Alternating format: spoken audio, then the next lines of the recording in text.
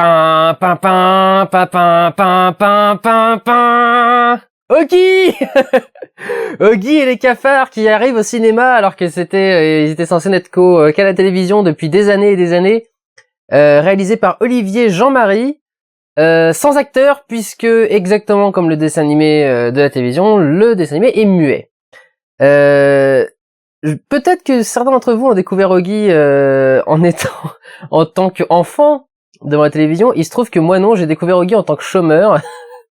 Je zappais par hasard à la télévision, je suis tombé sur Gulli et je suis tombé sur un épisode de Oggy et les cafards et j'ai trouvé ça absolument délirant.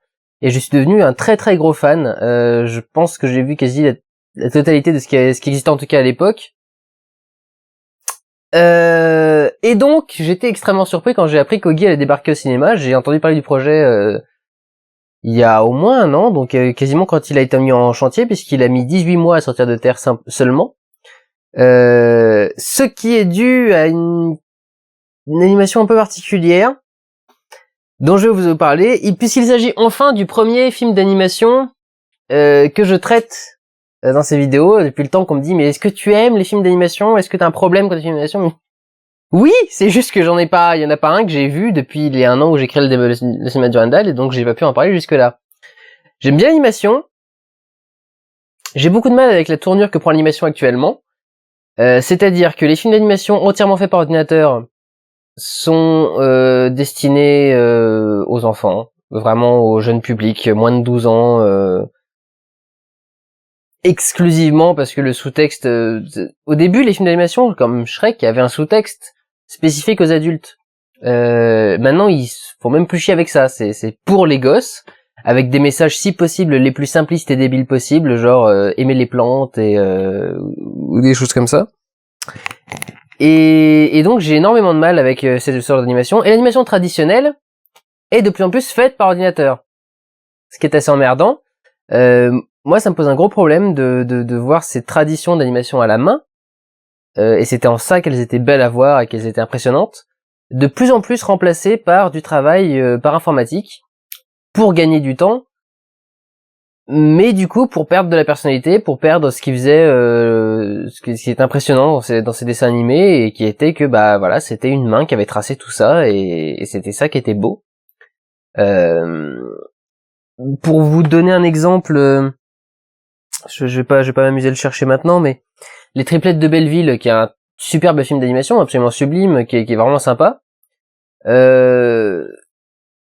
Moi, ça me pose toujours problème quand les bateaux, les voitures, pas les vélos, ils ont pas été jusque là quand même, mais voilà, sont faites par ordinateur. Et ça se voit clairement parce que c'est beaucoup plus fluide, il y a beaucoup plus de détails, et on sent que c'est un objet dur qui a été calculé par un ordinateur pour aller en 3D. C'est pas un animateur qui a essayé de faire ça à la tête et qui du coup a fait un truc qui est pas forcément parfait, qui est pas la reproduction exacte d'un mouvement humain, mais qui du coup est plus vivant et plus personnel. Bref, Oggy et les cafards, ça a toujours été assez particulier parce que l'animation a toujours été très très très spéciale. C'est un dessin animé complètement surréaliste. Les proportions se déforment d'un plan à l'autre. Un escalier qui fait 15 marches d'un seul coup devient une espèce de truc en colimaçon qui va dans tous les sens et qui en fait 214.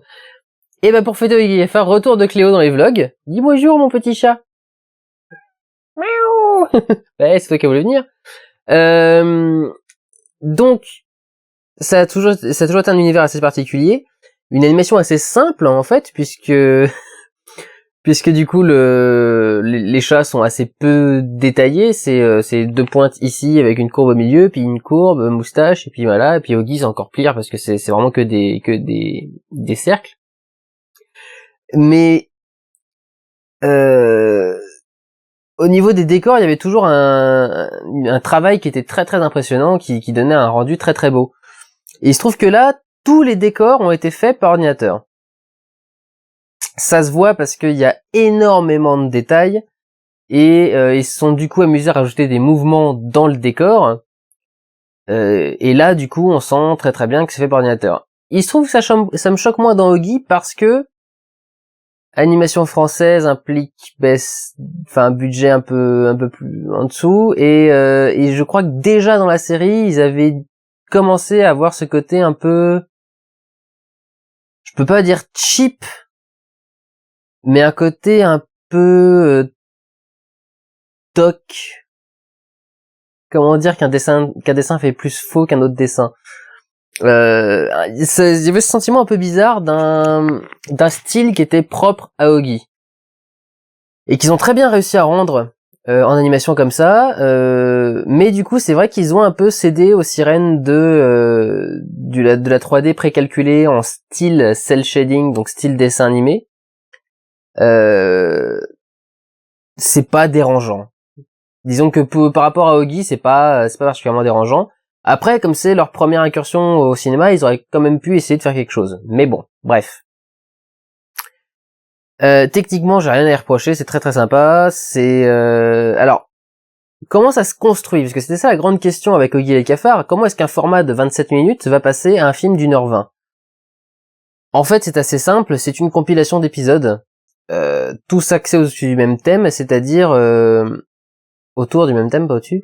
C'est-à-dire la guerre entre Ogi et les cafards, la guerre entre les chats et les cafards en général, et ses origines. Et donc en fait, le film retrace le combat de Ogi contre les cafards depuis l'époque préhistorique jusqu'à plus tard. Je vous dirai pas quoi parce que les sketchs sont très très drôles, donc voilà. Donc en gros, c'est 4 épisodes de une demi-heure à la suite. Donc les 3 premiers nous font 1 heure... Non, on va dire 3 épisodes de 27 minutes, exactement comme dans le truc. 25 plus 25, 50, plus 1h15, et le dernier segment en fait est minuscule, le dernier est tout petit, donc en fait c'est plus 3 épisodes collés les uns après les autres. Du coup, moi ce qui me pose problème, c'est que on a plus l'impression d'avoir Gulli qui passe sur un écran 16/9 énorme dans une salle de cinéma, avec une rétrospective sur Gulli de plusieurs épisodes à la suite, et que d'avoir un vrai film. Et ce serait pas les meilleurs épisodes de Gulli. Ils sont drôles comme un épisode classique de Huggy, mais pas comme les meilleurs épisodes de Huggy où j'en étais à me rouler par terre tellement j'étais en train de me pisser dessus. Donc vraiment, il y a un petit côté bon, un peu dommage de passer au cinéma que avec ça. Après, voilà, on va pas bouder son plaisir, c'est toujours du Huggy, c'est toujours bon à regarder, c'est toujours très sympa, il y a des sketchs qui sont très très drôles, en particulier le segment 1900. Mais c'est vrai que, bon, voilà, il y a des moments où on se dit, bon, c'était marrant, hein, mais est-ce que vraiment je sens une plus-value par rapport à la télé? Et franchement, dans la majeure partie des cas, non. Il y avait un côté plus-value avec le dernier segment qui a un côté très surprenant. Je ne vous dis pas en quoi. Mais finalement, en fait, comme il est extrêmement court et qu'il dure pas longtemps, on se dit, bon, bah oui, alors ça aurait pu être une fin spéciale sur un épisode sympa, qui aurait eu un tout petit peu plus de budget que les autres. Mais en soi, voilà, c'est juste, ça passe comme ça et c'est tout, quoi. Donc voilà, un peu déçu à ce niveau-là. Mais globalement content, c'est du bon travail, c'est du bon Huggy et c'est voilà, c'est assez divertissant. Je vous conseille d'aller le voir dans une salle plus pleine que là où on a été, parce que là du coup quand on était, je crois on est 3 groupes, parmi lesquels une famille et 2 groupes d'ados, oui, de jeunes adultes. Donc du coup les 2 groupes d'ados, jeunes adultes que nous étions, osaient pas trop rigoler parce qu'on se disait bon, et que, voilà, est-ce qu'il y a beaucoup d'enfants, est-ce qu'il y a beaucoup de parents, on va pas avoir l'air un peu ridicule dans cette salle. Et en fait non, il y avait juste un couple de parents en face. Et là le gamin rigolait beaucoup et le père s'est éclaté pendant tout le film. Mais bon, à 20h c'est sûr qu'il y a pas beaucoup d'enfants qui vont y aller. Faut y aller en groupe, c'est beaucoup plus drôle si on y va en groupe. Si vous êtes un groupe d'amis qui adorez Huggy et les cafards, je pense que vous allez vous éclater. Si vous êtes parents et que vous avez vos enfants, emmenez vos enfants, ils vont s'amuser aussi. C'est même la seule fois, à un moment le gamin s'est mis à parler devant Huggy, s'est mis à dire des trucs, et les parents lui ont demandé de se taire. Et je pense, c'est bien de lui apprendre les bonnes choses au cinéma. J'espère qu'il fera pareil quand il va voir Paranormal Activity 17 avec ses amis. Mais À la limite, je pense que c'est le seul film où j'ai failli dire à la mère, mais laissez-le. C'est pas grave.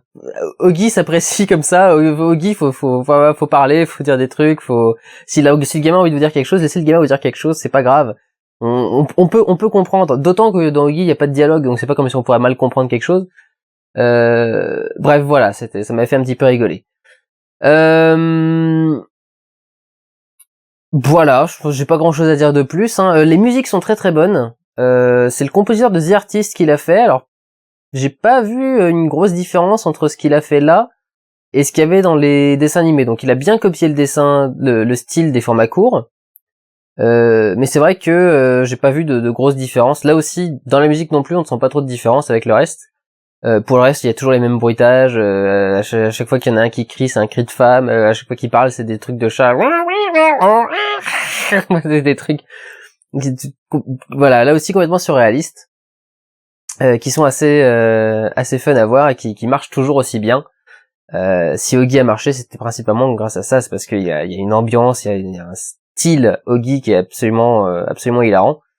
C'est pourquoi Oggy, création française, est vendu dans 150 pays dans le monde, mesdames et messieurs, et pourquoi ce film est plutôt intéressant et plutôt fun à regarder et que je vous le conseille. Histoire d'éviter les commentaires, non, je ne suis pas coiffé, il a plu aujourd'hui sur Paris, donc voilà, je ne me suis pas coiffé. Petite demande.